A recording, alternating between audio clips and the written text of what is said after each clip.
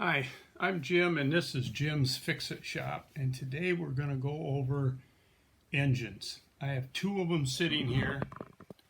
This one's brand new out of the box. I haven't used it yet, and this is one that's probably 4 or 5 years old. And there's some points I want to go over, but neither engine has both items on I want to go over. This one is a 12.5 horse Intech engine, which I'm not nuts about the Intech engines. I think they have more issues than the other ones. This is a power built engine. These I think are built a lot better than the Intechs, but that's just my opinion. This one does not have an oil filter. This one does. That's nice. But they both have oil pumps. First thing, I've had videos, I've had emails, I'm thinking about videos, that I've had viewers get a hold of me and I've been out mowing, my engine quit and it won't start. Well, there's a couple things you want to go over and I'm going to point them out to you. Obviously, your battery was probably okay when it started the first time. If you have a bad battery, it's hard to really tell. If you check a battery with one of these things that we all have, it's not going to tell you much of anything. This will tell you if you have voltage in your battery. This is a battery tester. It will tell you if you have amperage in your battery. That is what you need to crank them starters over and start the engine. I have a video number 195 that explains how and the difference between testing a battery and checking a battery. If you don't have one of these, you can go to any parts store and they will test it for you. The next thing you want to check if your engine won't start are these lovely little jewels on the bottom of your carburetor. This one does not have one. Now, if I can get it to make the noise, I'll hook up to the wire over here.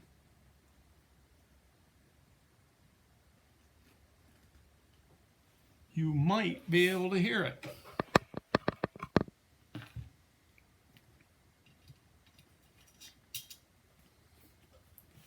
It don't make a lot of noise.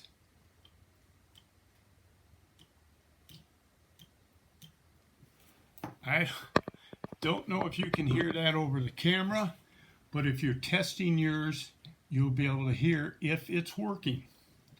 If it's not working, what its purpose is.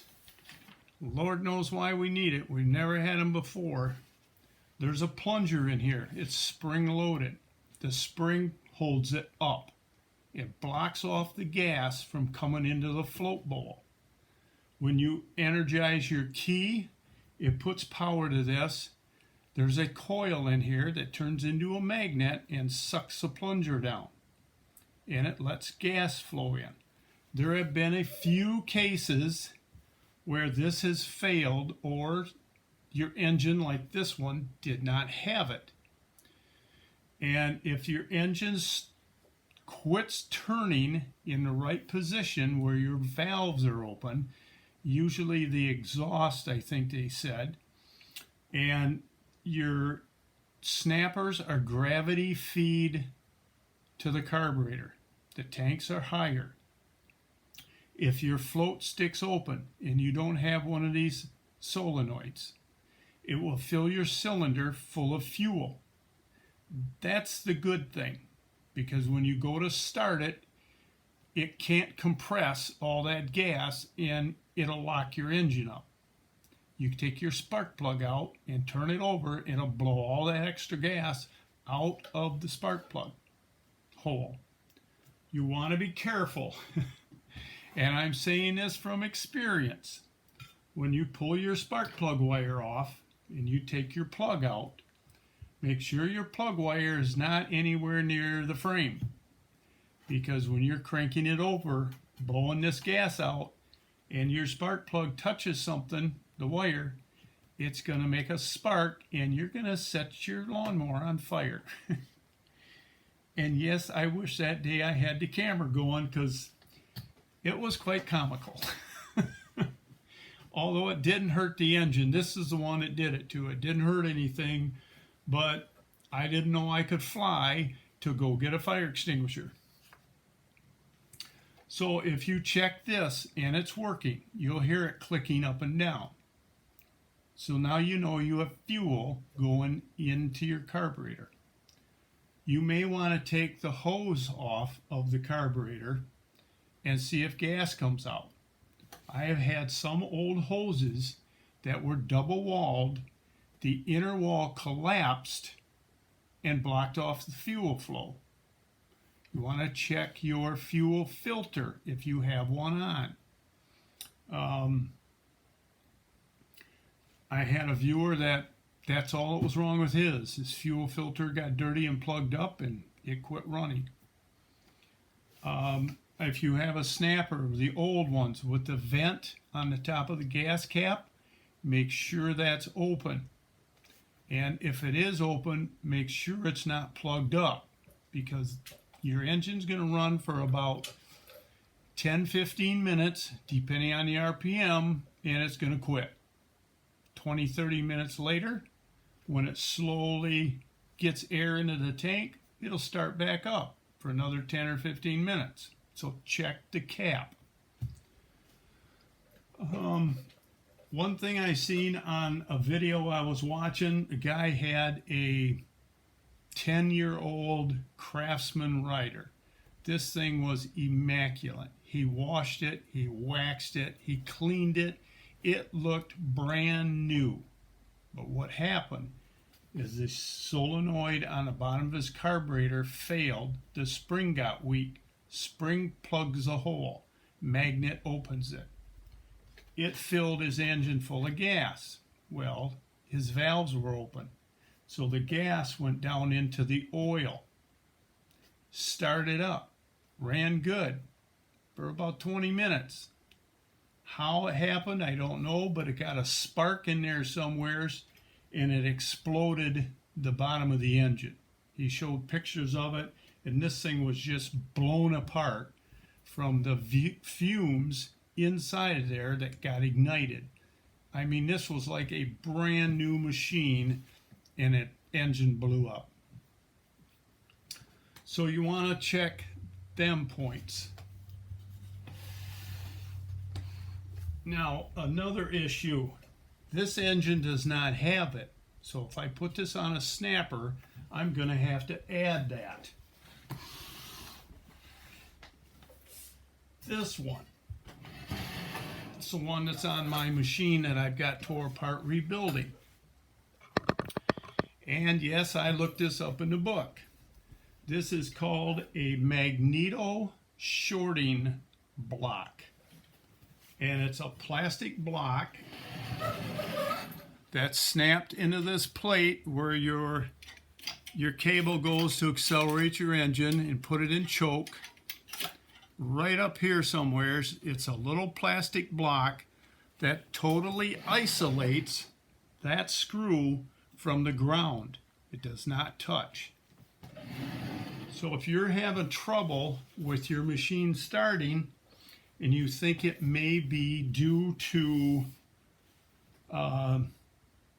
a short in a safety switch, or even a problem with this wire going up to your coil. I call them coils. Some people call them magnetos. Call it what you'd like. Take all these wires off of this block, including the wire that goes to the coil. Try to start your engine. If it starts, slowly put these wires back on. This one you're going to have on, or when you shut the key off, it ain't going to kill the engine. Then take the wire that comes from the ignition switch. Hook that on there. If the key is on, and it kills the engine, you got a bad switch.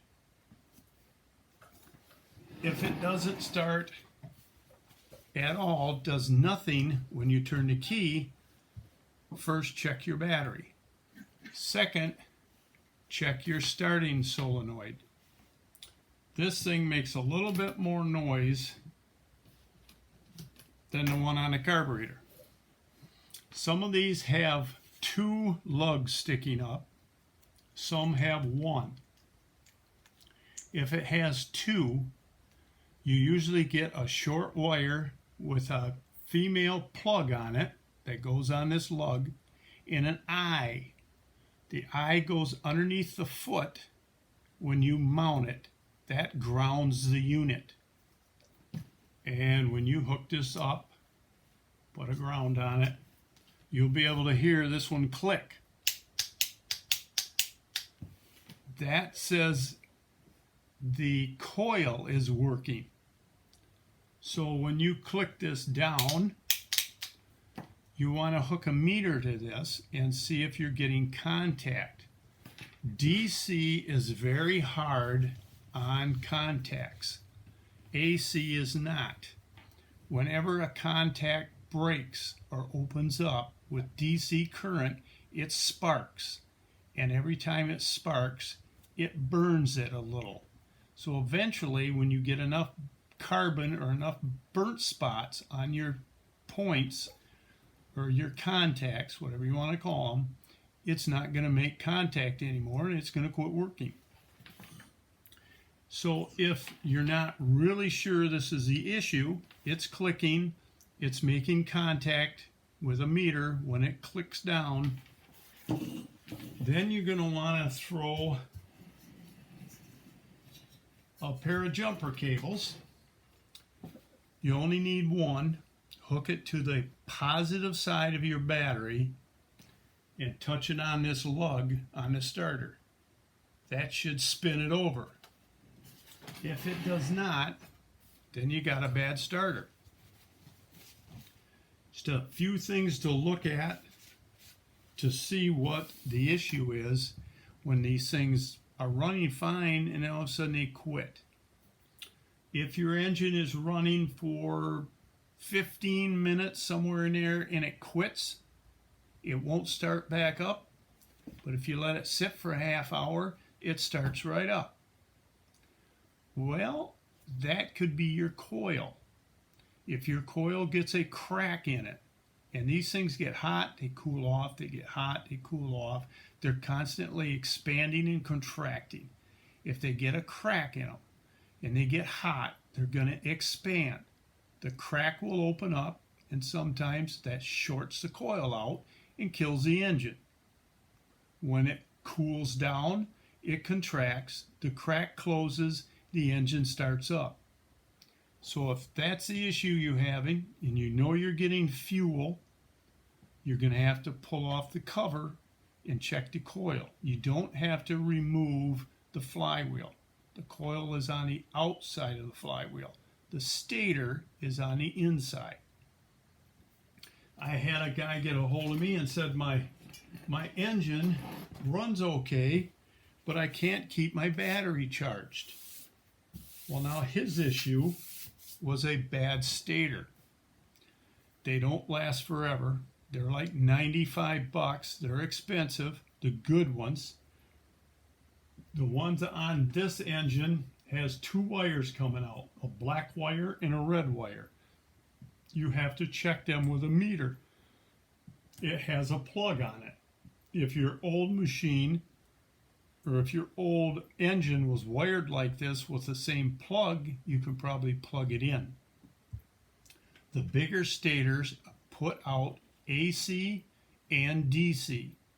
You want to make sure you hook up the DC side to your battery.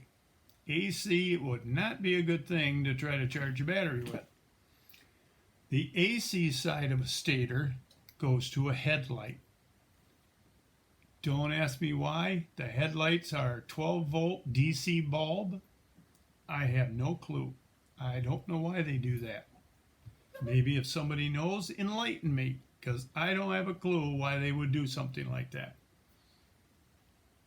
The good machines that have the two wires coming out, the stators are round, and the cheaper ones are half round. They just have 2 coils of wire. The better ones are completely round. They have 8 coils of wire going around them. And inside of the flywheel, I think there's either 10 or 12 magnets that spin around that and makes the current. If you're checking the output on your stator, you start your engine up and you check it with a meter and you say, oh man, I'm only getting like 5 or 6 volts. That's not always a bad thing. Your voltage is going to change depending on the speed of your engine. If it's running wide open at about 3,000 RPMs, you're going to get somewhere around 12 to 14 volts. The slower the engine runs, the less voltage you're going to get out of it. So keep that in mind. I guess that's about it.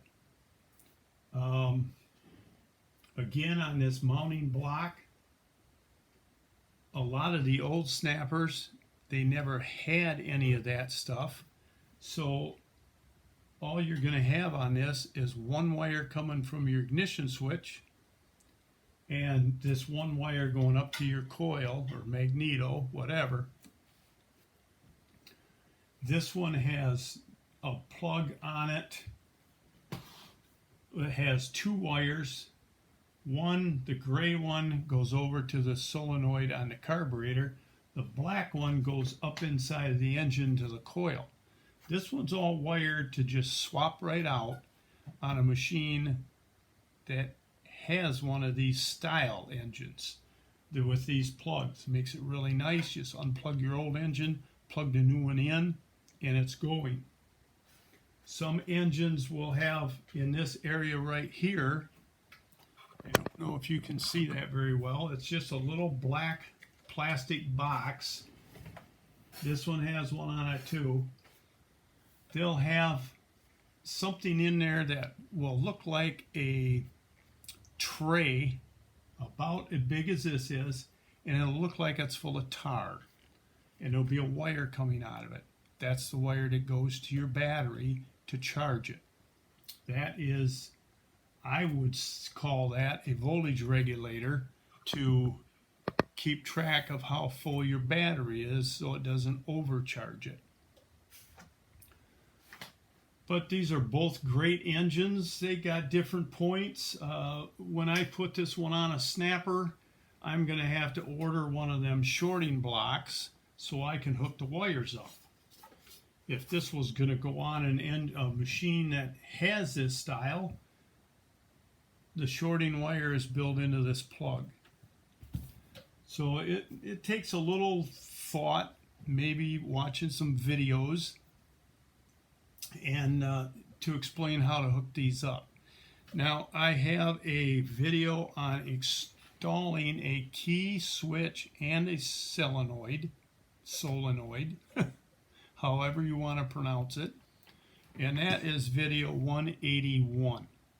That'll explain, go through the whole thing. If you're tired of turning the key on and pulling the rope, you can add all this stuff. You'll have to buy a battery, of course.